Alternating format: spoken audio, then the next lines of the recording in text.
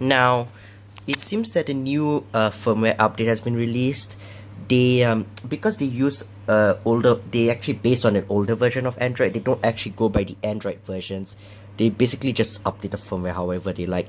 I think it kind of like with Lineage OS, if you know how they do their updates. So to update your Wi-Fi. As you can see, I was running version 1.0. I think the one that Goody Reader has a slightly older firmware version than that. And now I'm gonna install version 1.0.1. Here are the changes. Please ensure that the e-reader is fully charged before upgrading. You cannot use your device during the upgrade. It will take several minutes. Please be patient. So it adds PDF column function. I think that means it Kindle Thesaurus Mobi format. I believe Mobi is actually called Mobi Pocket, but because the Kindle devices don't support EPUB, like the Mobi is like the closest thing you can get on that. Of course, this does support EPUB. And then added third-party application settings. I think that means if you tap and hold, I think they'll probably have a button that says App Info or something like that. Anyways, I will actually go through some of these changes later. The adjustments, something... Okay, I totally do not understand what this means. Add an option to rescan library. Yup. Regal brush mode. I think I already seen that in like the built-in like note-taking. 2-color temperature APK something. I don't know what this is.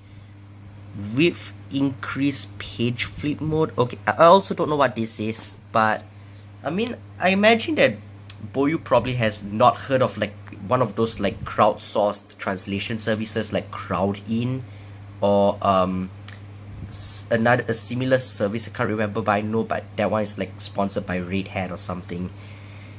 Yeah, I'm sure they have never actually thought about using any. I've never heard of any such services that you could use to help with their translations instead of probably like running everything through to translate. So anyways, going to go ahead and download the update, and I'm assuming that the visuals during the update process are like when you update any other Android device that has a stock recovery. So I will see you on the other side unless there's anything interesting in between. Oh yeah, I didn't even notice that the compilation date is actually in the file name. 2019 compiled January 28, 2019.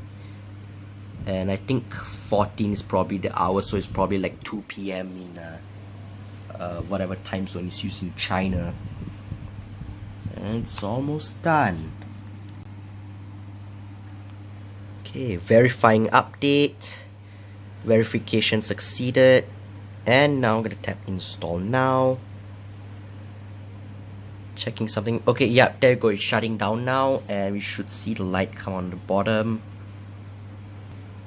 Okay, I think it's probably still shutting down. Okay, there you go. You say starting up, but it probably cut to like the Android stock recovery thing with the Android logo or whatnot. Oh, there we go. Something's happening. Yep, I was actually right about the Android stock recovery graphic with the little Android in the middle there. Yeah, I was right about it.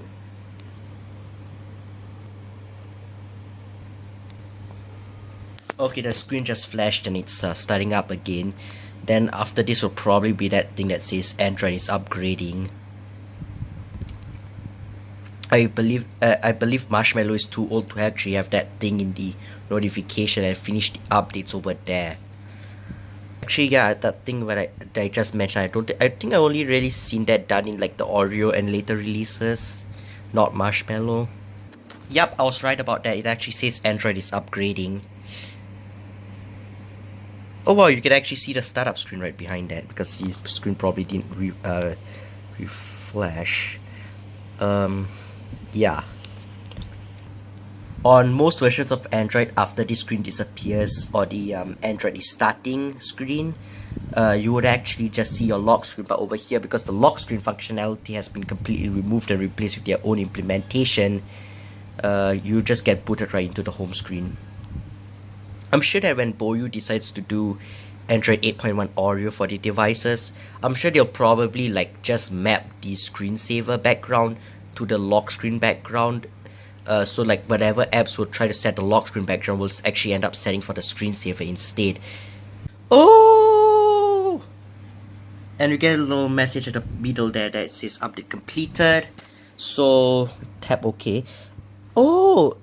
Boyu actually updated the UX, at least the home screen. So if you go to the home screen now, there's actually a snow button. I'm not sure what that is. I'm guessing that's to freeze applications, but yeah, I see they actually kind of revamped the UI with the tabs on the top here. Previously it was like the bold text and like to indicate what you selected there was like a little book graphic behind that, but instead they just have this and then they just make the text bigger. Although if they were to follow stock Android like design material theming, I mean, they would actually just have the fonts remain the same size and just put a line underneath that to indicate that.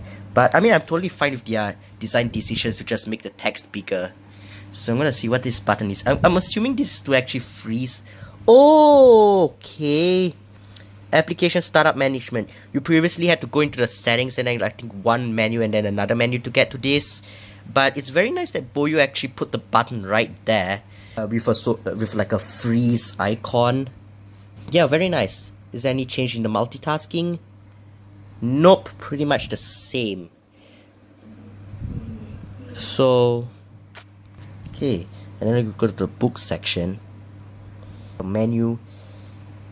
Yeah, there you go. So there's the option to rescan. Book management, bookshelf settings. I believe these are like still the same.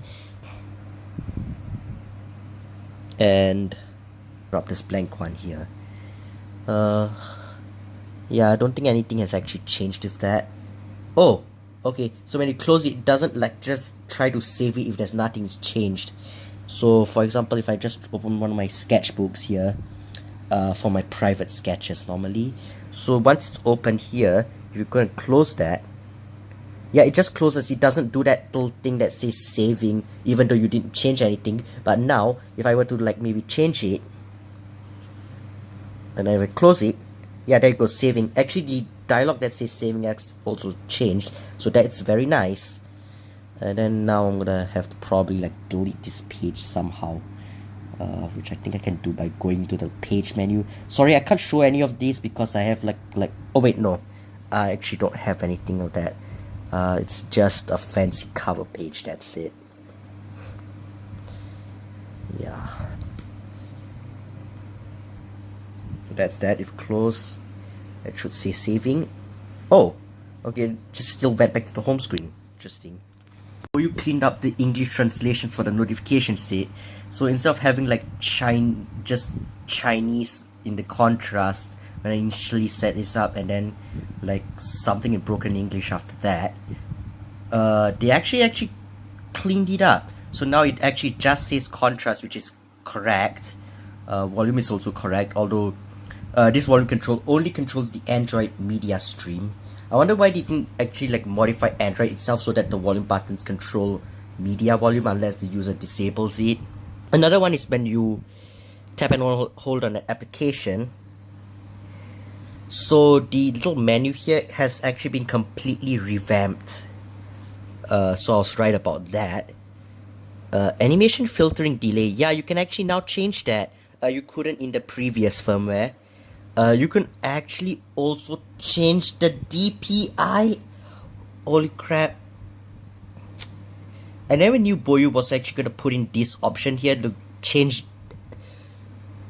per application DPI. Like, I don't think you can even do that in like stock Android to begin with. So that's actually very nice for them to include that. Force A2 mode. Okay, so application bleaching was already in previous firmware, but basically, yeah, I have one application here that requires that.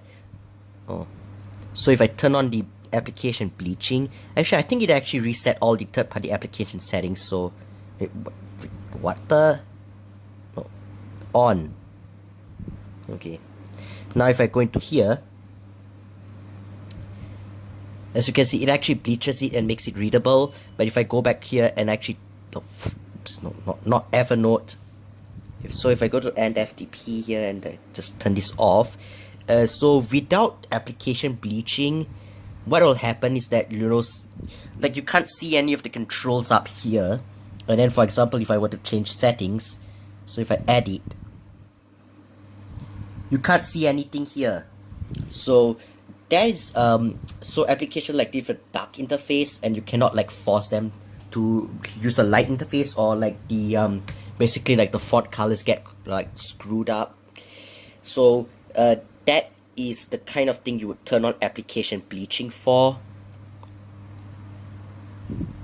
And full screen mode, I believe, yeah, that basically hides the status bar. So my example of this would be Webtoon. So okay, oh, so it did actually transfer this setting over with the update. So if I were to go to Webtoon here, as you can see, the nav bar is merged into the status bar. So now when I open up Webtoon, see everything is actually in full screen now. If I were to actually go over to here and oops, it's not working, and maybe like open up something here, like, so if I go here and then as you can see, you do actually still get some space here where the status bar would normally sit. I believe this is just a quirk with the way the Webtoon application is designed, but if you actually drag down here, you can actually see that kind of just fits like just underneath here. So you can drag down to reveal status bar and you can swipe it back up, and there you go. For example, I just open up this. So yeah, so no status bar in the way, because normally with Webtoon, even though you're like in this in the reader view, it doesn't hide. It will like basically it will hide these toolbars at the top and the bottom, but not the status bar. So yeah, that's basically the kind of application you want to do the status bar hiding for. In their comparison here, they actually failed to like update the firmware, because it seems that prior to this, Onyx did actually release an updated firmware for the Books Note. I believe it actually like completely revamps the home screen. As you can see, like they are on the older firmware, and compared to, so you can see like it has the little book icon to like show which is selected, while over here it just makes the text bigger to show that it's selected. And there are a lot of people actually asking to actually get them to update the firmware. Actually, I won't be surprised if Goody Reader is actually crossing into unbox therapy territory. I don't really feel like finding the video, but basically an unbox therapy video where they actually pushed the Note 8 into the comparison. The Note 8 was actually running the original Android Nougat software, instead of like you know, updating it to Oreo and later the Android Pie, which will be the last version, I believe. That'll be officially supported by Samsung. Sigh. Unfortunately, it seems that the quotations thing still has that annoying 90 character limit that actually even cuts off some of the preloaded quotes here. So I wish I could like just use whatever I want from the Unix/Linux fortune command, because at least the Debian version has some really nice stuff in there, as long as you actually install the extra DACs for that. Actually, random thought, speaking of fortune command in Linux, I was thinking of creating a DAC for it. Like it's just basically like comments and posts, comments and text posts from like Linux subreddits.